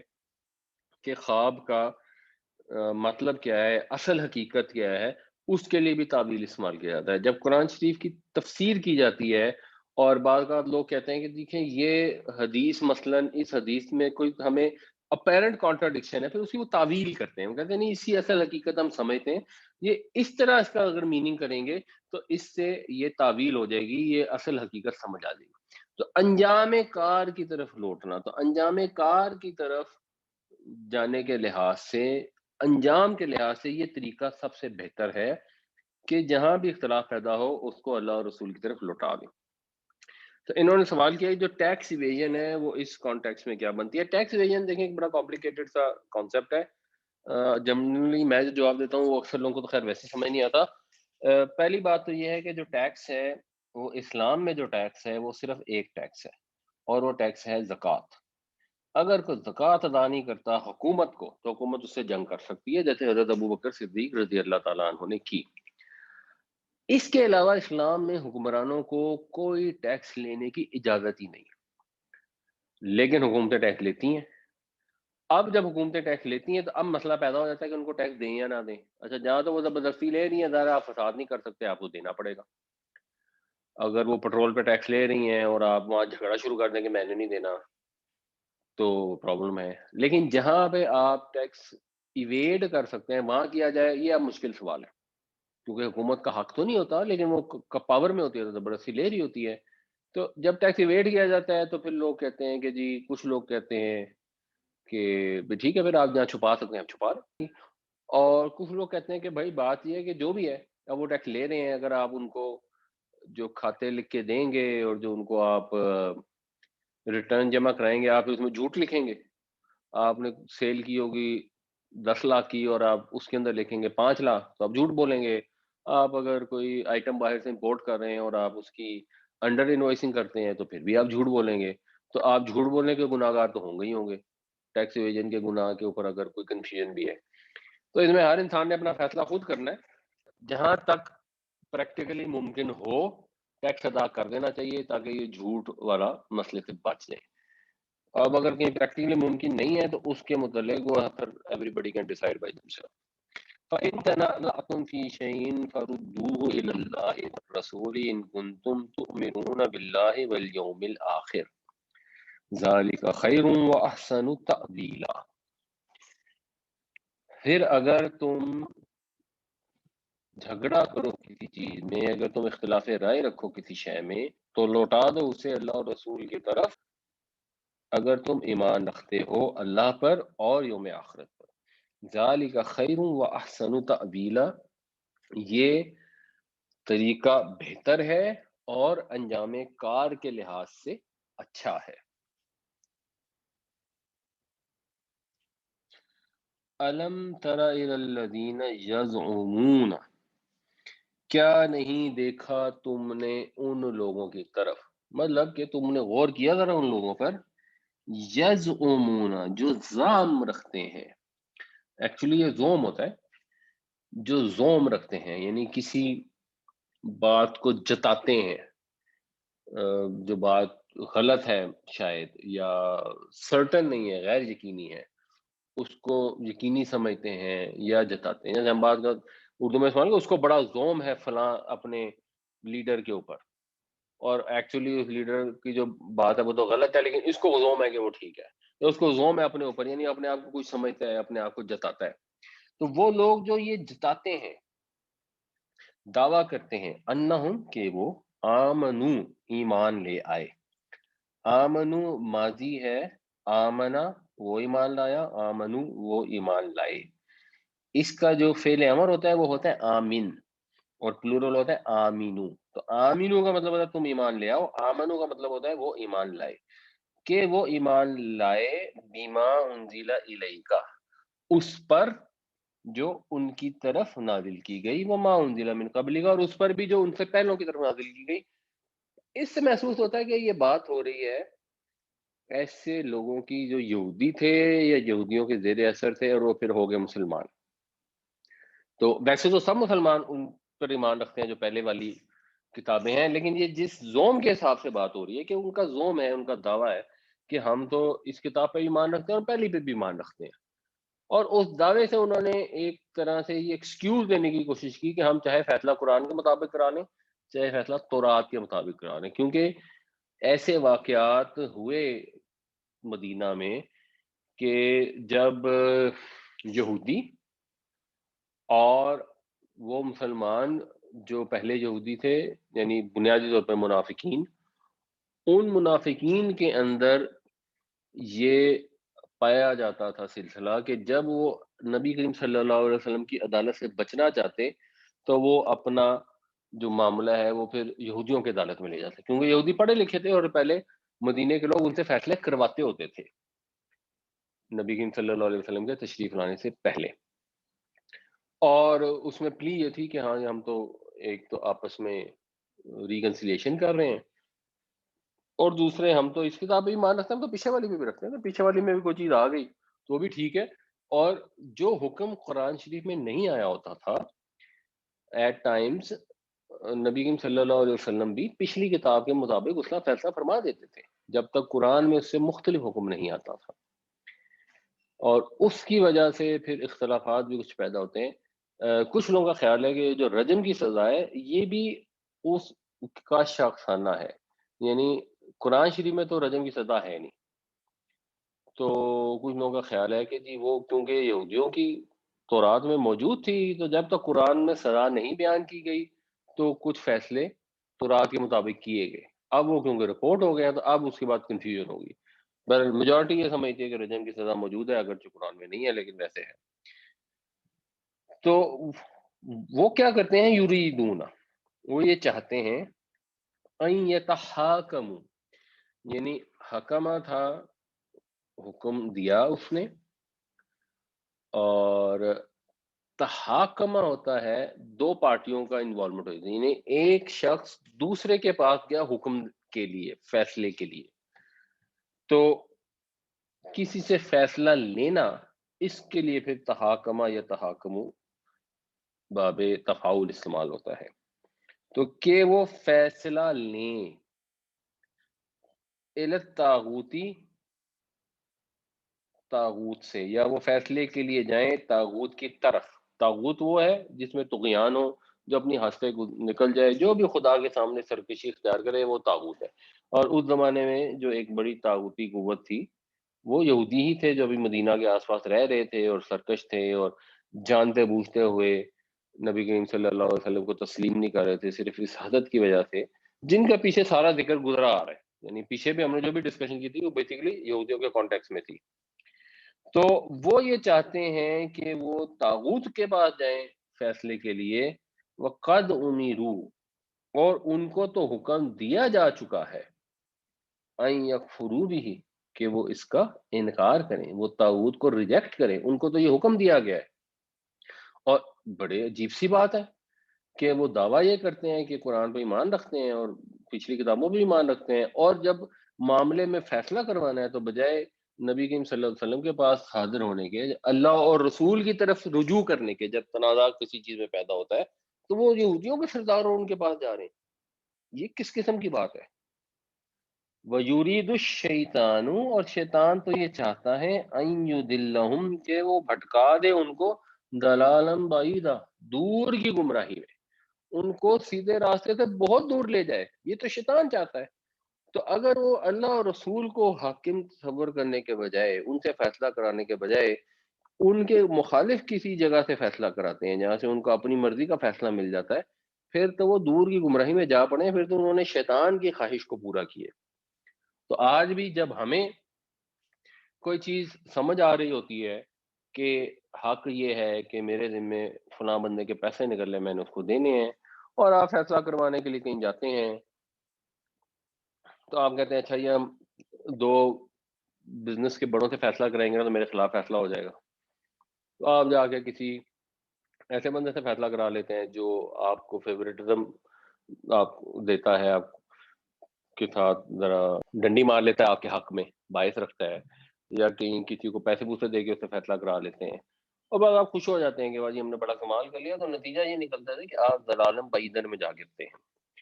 اور شیطان کی خواہش کو پورا کر دیتے ہیں۔ یہ شیطانی وسوسیں ہیں، شیطانی خواہشات ہیں، جن کا نتیجہ یہ ہے کہ آپ اللہ اور رسول کے علاوہ کسی اور سے فیصلہ چاہتے ہیں۔ اگر کسی کا وہ یورپ امریکہ میں کوئی رہنے والے ہیں اور آپ ان کو جب کو اپنے حق میں فیصلہ وہاں کی عدالت سے میں لینے کو ملتا ہے تو خدا رسول کی نہیں مانتے، ادھر چلے جاتے ہیں۔ مثال کے طور پر وہاں کو ڈیورس ہو جائے تو ڈیورس ہو جائے گی تو اب عورت کو یا جو اس کا حق بنتا ہے وہ تو حق مہر ہی ہے، اور وہاں سے جا کے وہ آدھی جائیداد لے لے ان کے قانون کے تحت، تو اللہ اور رسول کا وہ حکم تو نہیں ہے۔ تو وغیرہ وغیرہ اس طرح کی بے شمار مثالیں ہو سکتی ہیں۔ تو جب بھی ہمیں فیصلہ کسی بھی معاملے میں کروانا ہے تو خدا رسول کی عدالت کے سوا کہیں سے فیصلہ کرانا، چاہے وہ ملکی قانون ہی ہو جس کے اندر غلط قانون کوئی بنا ہو، یہ سود کا متعلقہ قانون بنا ہو، تو پھر آپ کو پتہ ہونا چاہیے کہ اللہ نے تو یہ حکم دیا ہے کہ آپ نے طاغوت کا انکار کرنا ہے، الٹا اس کے بعد فیصلے کروانے کے لیے نہیں جانا۔ الم تر الی الذین یزعمون انہم آمنوا بما انزل الیک وما انزل من قبلک یریدون ان یتحاکموا الی الطاغوت وقد امروا ان یکفروا به ویرید الشیطان ان یضلهم ضلالا بعیدا۔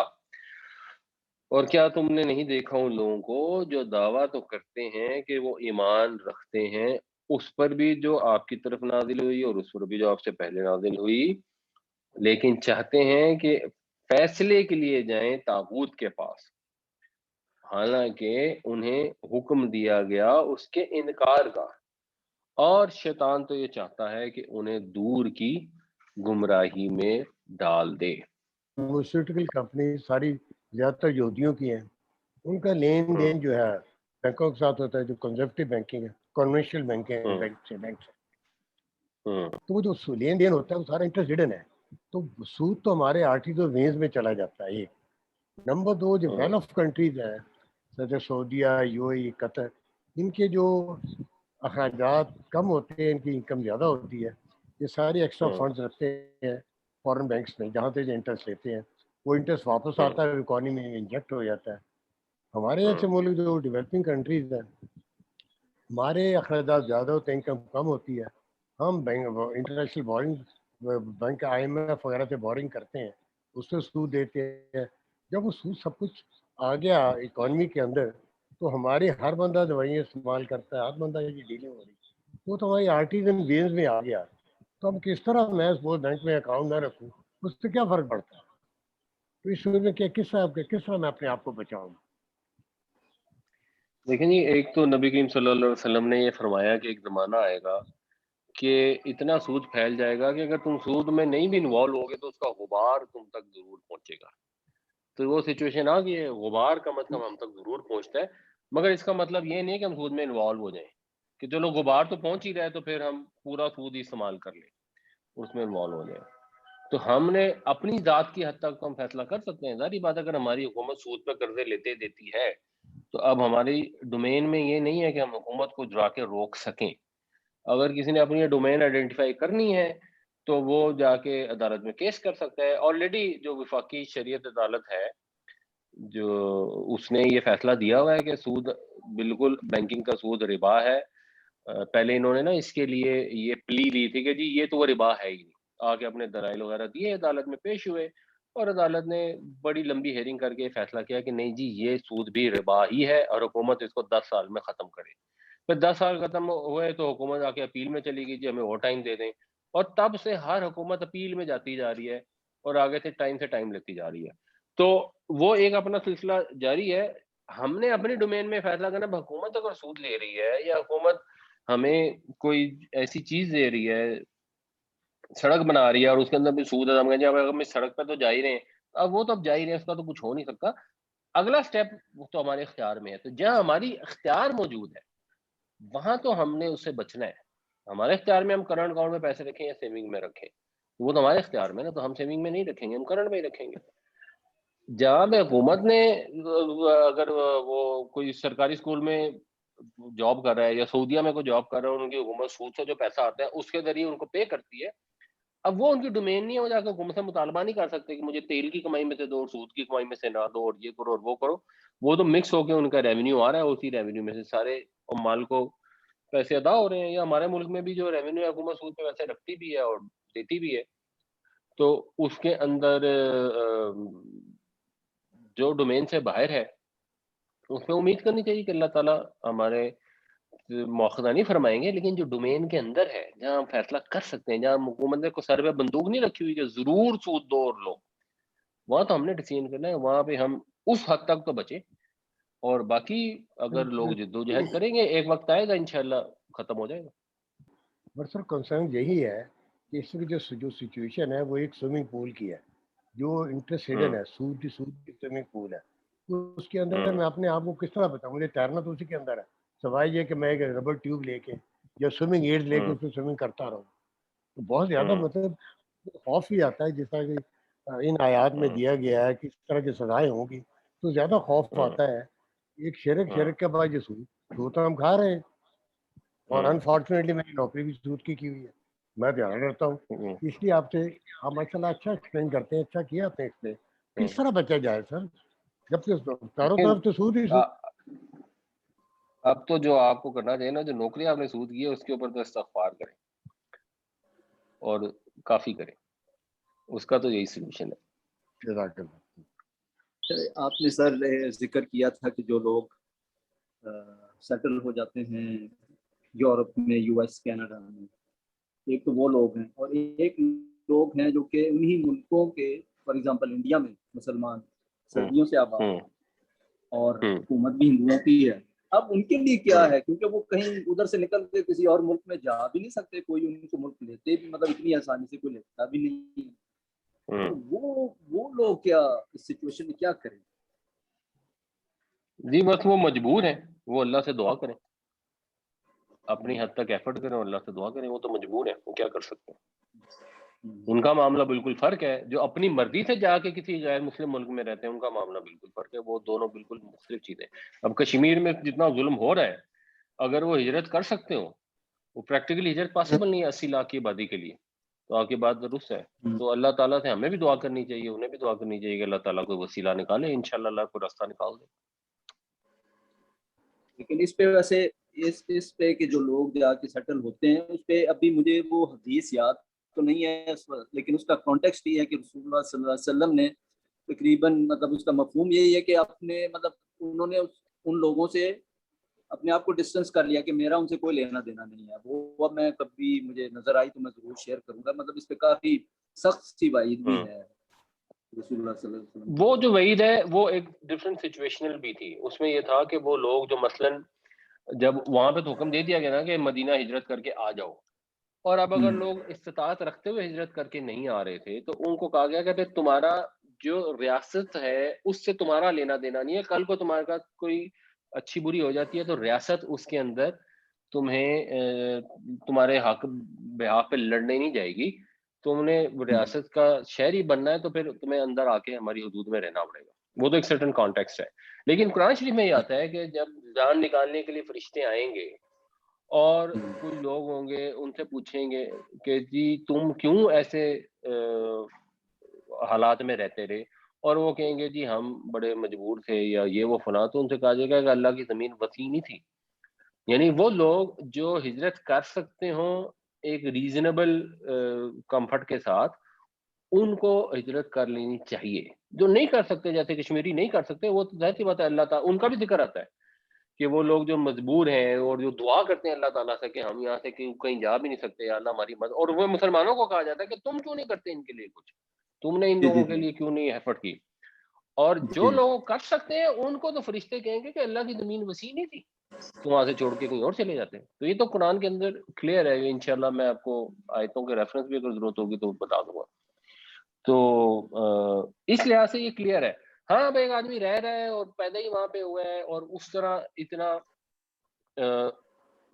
جنرلی اس کے لیے پاسبل نہیں ہے جو بالکل جیسے انڈیا میں جو لوگ رہنے والے, کشمیر میں تو چلو بہت ظلم ہو رہا ہے, اور باقی انڈیا میں جو مسلمان ہیں وہ 20 کروڑ کی آبادی ہے, وہ چھوڑ کے جا ہی نہیں سکتی, کہاں جائے گی, وہ پریکٹیکلی پاسبل نہیں ہے. تو اس میں پھر یہی ہے حتی الامکان اپنی حفاظت کرو. اچھا یہ ایک سوال ہے کہ اسلام میں زکوٰۃ کے علاوہ کوئی ٹیکس نہیں ہے, اور ڈاکٹر اسرار صاحب نے کہا ہے کہ کوئی اور ٹیکس بھی ہو سکتے ہیں, ڈیفینس, جوڈیشری وغیرہ. حضرت عمر کے دور میں پتہ نہیں, یہ ڈاکٹر اسرار صاحب نے جب بیان کیا, اگر آپ مجھے اس کا کوئی لنک بھیج دیں تو میں اس کو دیکھ لوں گا. مجھے تو جتنی میں نے سیرت کا مطالعہ کیا ہے مجھے تو یہی پتہ لگا ہے کہ نبی کریم صلی اللہ علیہ وسلم کے دور میں غزوہ تبوک کا واقعہ ہوا, جس میں بہت زیادہ فنڈز کی کمی تھی اور بہت زیادہ فنڈز کی ضرورت تھی. تو اس وقت بھی کوئی ٹیکس امپوز نہیں کیا گیا, بلکہ نبی کریم صلی اللہ علیہ وسلم نے لوگوں سے اپیل کی کہ لائیں اور پیسے لے کے آئیں, اور جس میں پھر حضرت ابوبکر اپنے گھر کا سارا سامان لے آئے اور حضرت عثمان بہت سارا مال و زر لے کے آئے. تو ایز فار ایز آئی نو اس کے اندر اسلام کے اندر کوئی اور ٹیکس نہیں ہے. اور ایکچولی جب 2.5% زکوٰۃ رکھ دی گئی تو 2.5% زکوٰۃ بہت زیادہ اچھا خاصا ٹیکس ہوتا ہے آلریڈی. تو اللہ نے یہی حکم دیا ہے, اور نبی کریم صلی اللہ علیہ وسلم کی ایک حدیث بھی ہے کہ جو اس کے علاوہ جو زبردستی ٹیکس لینے چاہیں گے ان کے لیے وعید بھی ہے. جو بادشاہ جو ہیں وہ بے شمار ٹیکس لیتے ہیں. تو ان کا بھی میں دیکھ لوں گا جو ڈاکٹر صاحب نے بھیجا ہے, اور پھر اس کے بعد ممکن ہے کہ ڈاکٹر صاحب کی رائے اور میری رائے میں اختلاف ہو. اس کے اوپر ویسے غامدی صاحب نے جو ٹیکس کے متعلق جو تحقیق کی ہوئی ہے وہ کافی لاجیکل لگتی ہے, اور یہ ان کا ہی پوائنٹ آف ویو ہے. اس سے پہلے زیادہ تر لوگوں نے تو ٹیکس کو جائز ہی کنسیڈر کیا ہوا تھا. یہ سود کے بارے میں اتنی زیادہ ڈسکشن ہوئی, مطلب I am still not clear کہ یہ اسلامک بینکنگ کیا چیز ہے اور یہ رکھنا چاہیے کہ نہیں رکھنا چاہیے. جو میری انڈرسٹینڈنگ ہے, میری انڈرسٹینڈنگ کے مطابق اگر آپ کسی کو کوئی پیسے دیتے ہیں, اگر وہ ایک فکسڈ اماؤنٹ کے اوپر دیں کہ یار آپ مجھے 6% دو گے, دیٹ از سود. But if it is fluctuating تو وہ سود کی مد میں نہیں آتا. ٹھیک ہے, اور بزنس کے آپ کو پتا ہے حالات کیا ہیں, آپ پیسے بس پھنسا لیں پھر اس کے بعد آپ چکر لگاتے رہیں. تو آئی مین ایک آدمی ریٹائرڈ پرسن, ایک بیوہ ہے یا اور کوئی ایسے ہیں جس کے بچے چھوٹے چھوٹے ہیں, ان کی کوئی سورس آف انکم ہی نہیں ہے, تو وہ کیا کرے. اور یہ اسلامک بینکنگ, ہمارے پاس اسلامی نظریاتی کونسل ہے, اب وہ کیوں نہیں اس چیز کو کلیئر کرتے ایک عام آدمی کے لیے. اب آپ ہمیں کہتے ہیں کہ بھائی آپ اپنے دماغ استعمال کریں, ہمارا اتنا دماغ ہوتا وہ پھر اور کیا بات تھی. تو ہم اسی لیے فالو کرتے ہیں جو بڑے بڑے علماء کرام ہیں, تو ان کو ہم فالو کرتے ہیں. مطلب یہ چیز ابھی تک کلیئرٹی میں نہیں ہے کہ یہ اسلامک بینکنگ سود ہے یا اسلامک اسٹاک ایکسچینج ہے, وہ اس میں بھی فرق ہوتا ہے. تو از اٹ لیگل, اسلام کے مطابق جائز ہے کہ نہیں جائز ہے؟ میرے خیال میں میرا بڑا لمبا سوال ہو گیا, تو اب اس کو تھوڑی سی کلیئرٹی اگر آپ دے سکیں تو آپ کی مہربانی ہوگی. ایک تو دیکھیں جی, اس کے اوپر میں نے ایک تفصیل سے ہم نے ڈسکشن کی تھی جب یہ سورہ بقرہ کی ریلیونٹ آیتیں ڈسکس ہو رہی تھیں. اور وہ یوٹیوب پر میں نے پھر اپلوڈ بھی کی ہوئی ہیں. اس کے علاوہ میں نے چھوٹے چھوٹے کلپس ہیں, وہ لنک میں آپ کو بھیجوں گا, جس کے اندر میں نے اس کو ڈیٹیل سے ڈسکس کر کے ایکسپلین کیا ہے کہ اسلامک بینکنگ میں کیا پرابلم ہے. تو مجھے تو یہ بالکل کلیئر ہے, اور میرے خیال میں یہ بڑی سادہ اور آسان سی چیز ہے, اور غور کرنے سے ہر ایک کو سمجھ آ جاتی ہے. جنرل وہ لوگ جو کاروبار کرتے ہیں, جب وہ اسلامک بینکنگ کے پروڈکٹ لیتے ہیں اور نارمل بینکنگ کے پروڈکٹ لیتے ہیں, تو ان کو پتہ لگ جاتا ہے کہ اس کے اندر کوئی فرق ہے نہیں. تو وہ ایک تو ڈیٹیل آپ دیکھ لیں, اور ہم اس کے اوپر اگر آپ کو ضرورت ہوگی تو میں 1-to-1 سیشن میں آپ کو ایکسپلین کر بھی سکتا ہوں. جہاں تک یہ بات ہے کہ سود یہ ہوتا ہے کہ فکس ہوگا, تو نہیں, سود ویریبل بھی ہوتا ہے, سود فکس بھی ہوتا ہے. اسلام کے لحاظ سے سود کی ڈیفینیشن ہے کہ اگر آپ نے کسی کو لون دیا ہے, قرض کے مقابلے میں جو بھی نفع حاصل کیا جائے گا وہ سود ہے. تو آپ نے ڈیسائیڈ یہ کرنا ہوتا ہے کہ اسلامک بینکنگ کی جو پروڈکٹ ہے, کیا اس میں قرض ہے یا بزنس ہے. اور وہ جب آپ غور کرتے ہیں تو آپ کو پتہ لگ جاتا ہے. اس کے لیے آپ کو, اگر آپ نے علماء کو فالو کرنا ہے, تو وہ جو انہوں نے اسلامک بینکنگ کے اندر ہی اس کو ایکسپلین کیا گیا ہے. میں آپ کو اس کی ایک مثال دیتا ہوں, آسان مثال. اسلامک بینکنگ میں ایک پروڈکٹ ہوتی ہے, اس کو کہتے ہیں اجارہ, جس کو انگریزی میں کہتے ہیں لیزنگ. لیزنگ میں تو سب کو پتا ہے کہ یہ سود ہے, اس کے لیے ورڈ بھی انٹرسٹ کا استعمال کرتے ہیں, اور بعض اوقات کے لیے لیز رینٹل کا بھی لفظ استعمال کرتے ہیں. لیز رینٹل جو ہوتا ہے اس میں کیپٹل اور انٹرسٹ دونوں شامل ہوتے ہیں. اسلامک بینکنگ والے کہتے ہیں کہ نہیں, ہم آپ سے سود نہیں چارج کریں گے, ہم تو آپ سے کرایہ لیں گے, اور یہ ہم نے آپ کو گاڑی دے دی ہے 5 سال کے لیے, اور ہم آپ سے اس کا کرایہ لے رہے ہیں. اس کے بعد کہتے ہیں جب 5 سال ختم ہو جائیں گے تو ہم آپ کو گاڑی تحفے میں دے دیں گے. اب ایک عام کامن سینس کا آدمی بڑی آسانی سے سمجھ سکتا ہے کہ بینک کہہ رہا ہے کہ جی میں نے آپ کو دی ہے گاڑی کرائے پہ, آپ نے کوئی مکان کرائے پہ لیا ہو, کیا 5 سال بعد آپ کو, یا 10 سال بعد, یا 20 سال بعد وہ مکان کرائے پہ ملتا ہے؟ کبھی سنا ہے کسی نے ایسے؟ بینک کہتے ہیں میں تو آپ کو تحفہ دے دوں گا 5 سال بعد, آپ مجھ سے کرائے پہ گاڑی لے لیں. اب آپ کو سن کے سمجھ لگ جائے گی کہ یہ تو 2 نمبر بات ہے, یہ کامن سینس کی لاجیکل بات ہے ہی نہیں. اس کے لیے آپ کو 15 علوم حاصل کرنے کی ضرورت نہیں ہے, اس کے لیے آپ کو کوئی فائنانس کی ڈگری حاصل کرنے کی ضرورت نہیں ہے. جو انہوں نے اپنی پروڈکٹ بنائی ہے, اس پروڈکٹ میں انہوں نے لکھ دیا گاڑی ہم نے آپ کو دی کرائے پہ. پھر ان کی ایک پروڈکٹ ہے, اس کو کہتے ہیں مرابحہ. اس میں وہ کہتے ہیں کہ آپ ایسے کریں, آپ نے کاٹن خریدنی ہے, آپ نہیں خریدنے ہم خرید لیتے ہیں, لیکن خریدیں آپ ہی جا کے. تو ہم نے آپ کو اپنا ایجنٹ بنا دیا, تو ہم نے آپ کو ایجنٹ بنایا, آپ نے ہمارے بیاہ پہ جا کے کاٹن خریدی, پھر آپ نے ہمیں آفر کی کہ چلو تم مجھ سے خرید لو, تو ہم نے اگر آپ کی آفر قبول کر لی تو یہ ڈیل ہو جائے گی. اور آگے لکھا ہوتا ہے کہ لیکن یہ شرط یہ ہے کہ آپ نے ہمیں آفر تو ضرور کرنی ہے اور ہم نے ضرور قبول کرنی ہے. تو عام آدمی دیکھتے ہیں اور کہتے ہیں یہ کس قسم کی بات ہے, کاٹن خریدی ہے میں نے, ان سے لیے میں نے پیسے. یہ کہتے ہیں کہ نہیں, اصل میں کاٹن ہم نے خریدی ہے, آپ نے پھر ہم سے دوبارہ خریدی ہے, پھر آپ ہمیں اس کے پیسے بعد میں واپس کریں گے. تو آدمی کو بڑے آسانی سے سمجھ لگ جاتی ہے کہ یہ دیر از سم تھنگ فشی, اگر اس کو ڈیٹیل ٹیکنیکل سمجھ نہیں بھی آتی. تو اس لیے جو لوگ کہتے ہیں کہ اسلامک بینکنگ جائز ہے, ان لوگوں نے اپنے ساتھ جو فتوے ہیں ان کی تفصیلات میں یہ چیزیں دی ہوئی ہیں.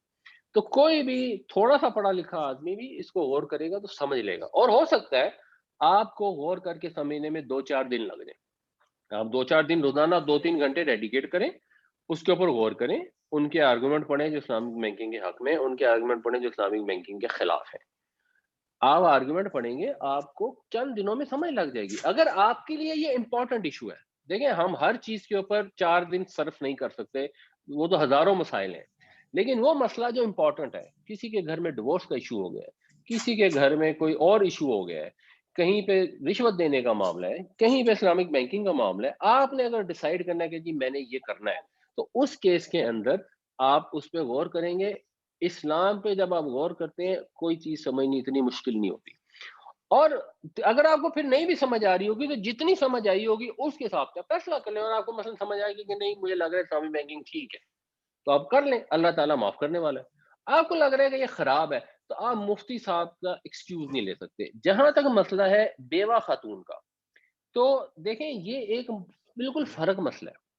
اگر ایک بیوہ ہے, اس کی کوئی مجبوری ہے, اس کا کھانے کو کچھ نہیں ہے, اور وہ کسی پہ اعتبار نہیں کر سکتی, کسی کو وہ اگر دے گی اور اس کے پیسے ضائع ہو جائیں گے, تو وہ مجبوری میں لیتی ہے, تو کیس ہی بالکل فرق ہے نا. مجبوری میں تو حرام حلال ہو جاتا ہے. اس کیس کو نارمل کیس سے کمپیئر نہیں کرنا چاہیے. آپ اس صورت میں یہ کام کر سکتے ہیں جسے مثال کے طور پہ لوگ مرغیاں کھانے پہ مجبور ہو جاتے ہیں تو ہو جاتے ہیں. اب ان کا فیصلہ تو اللہ نے کرنا ہے نا, ہم تو ان پہ فتوی نہیں دے سکتے کہ انہوں نے حرام کھایا اور غلط کیا. ان کی کتنی مجبوری تھی اس حد تک پہنچ گئے, انہوں نے فیصلہ کرنا ہے خود. معاشرے کو یہ غرور غور کرنا چاہیے کہ اگر ایک خاتون بیوہ ہے اور اتنی مجبور ہو گئی ہے کہ حرام کھانے پہ مجبور ہے, کیونکہ سود بھی حرام ہے, مری ہوئی مرغیاں بھی حرام ہے, سود بھی حرام ہے, اس کے اندر کو بہت زیادہ فرق ہے نہیں. تو اب معاشرے کو یہ سوچنا چاہیے کہ ہمارا کیا انجام ہوگا جب ہمارے ہمسائے میں ایک عورت رہتی تھی اور وہ بینک کا سود کھاتی تھی کیونکہ اس کا کوئی کمانے والا نہیں تھا, اور ہم اپنے گھر میں پیٹ بھر کے کھانا کھاتے تھے اور اس بیچاری کو حرام کھانا پڑتا تھا. تو ہم قیامت والے دن جا کے اللہ کو کیا جواب دیں گے؟ ہمیں غور کرنا چاہیے اس کے اوپر. ہم اس کے بجائے غور یہ کرتے ہیں کہ وہ تو بیچاری بیوہ ہے, اس کے لیے تو سود کھانا جائز ہے, تو مفتی صاحب جلدی سے فتویٰ دے دیں کہ وہ سود کھا لے. تو مفتی صاحب تو بیچارے فتویٰ دے دیں گے کہ ہاں جی اگر وہ بھوک سے مر رہی ہے تو کھا لے, وہ تو فتویٰ یہی ہوگا اس میں. لیکن ہمیں ایز انڈیویجولز اور ایز معاشرہ سوسائٹی ہمیں یہ مفتیوں سے فتوے نہیں مانگنے چاہیے. ہمیں یہ سوچنا چاہیے کہ ہماری ذمہ داری, ہماری ڈومین کتنی ہے, ہم کتنی ایسی بیواؤں کا ہم یہ کریں کہ وہ بیچاروں کو بینک میں پیسے نہ رکھنے پڑیں اور اس کی بجائے ہم ان کا سہارا بنیں. تو یہ بعض اوقات ہم جو ہے نا وہ جو اسلام کے احکامات ہیں اور جو گراؤنڈ ریالٹیز ہیں نا ان کے اندر جب کنفیوژن اور مکسچر کریٹ کرتے ہیں نا تو ہم احکام کو چینج کرنے کی کوشش کرتے ہیں. کسی بیوہ کی مجبوری میں سود کھانے سے سود جائز نہیں ہو جاتا. ٹھیک ہے جی, جزاکم اللہ خیرہ. اللہ تعالیٰ ہمیں قرآن پڑھنے, سمجھنے, عمل کرنے, لوگوں کو بھی اس کے پیغام پہنچانے کی توفیق عطا فرمائے.